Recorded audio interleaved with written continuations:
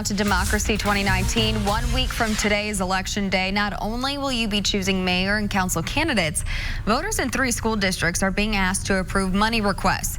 One of those is Franklin Community Schools. Leaders are asking voters to pass a tax hike request for 2 primary purposes. RTV6's Paris LaBelle is in Franklin tonight to explain the request. Paris.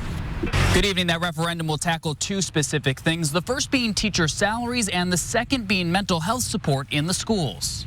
For the 8 schools and more than 5,000 students in the Franklin Community Schools Corporation, this money request will generate $3.5 million per year. We are not able to keep up with salaries, both for teachers and support staff. In fact, documentation provided to us by the district shows Franklin Community Schools have the 2nd lowest paid teachers in the region. It's something people in the community say has to change. I think it's maybe the most important thing when we're talking about schools. Our teachers are the real reason why our schools are successful or not. The district also plans to use some of that money for mental health assistance and resources for students. Now we have school counselors, but they can't get to their job and deal with the mental health side.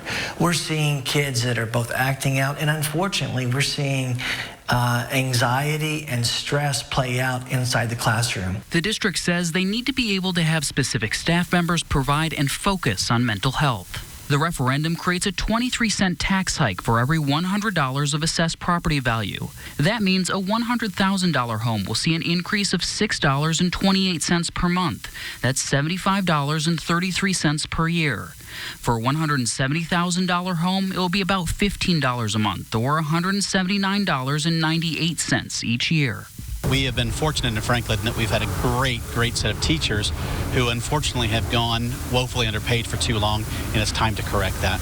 No one against the referendum wanted to be interviewed on camera, but most told us they don't have students in the district anymore, so they shouldn't have to pay.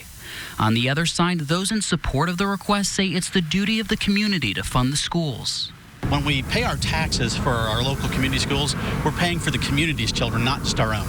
So as an example, I do not have kids in the district any longer as well. I have a granddaughter, but I don't have any kids anymore. But I'm glad to pay the extra tax. So what happens if it doesn't get passed? We would look dramatically different. One example, we have class size average at elementary of 1 to 25. If we don't pass the referendum, we won't be able to keep 1 to 25 in the classroom. A referendum will be on the ballot here on primary day, May 7th. In Franklin, Paris LaBelle, RTV6.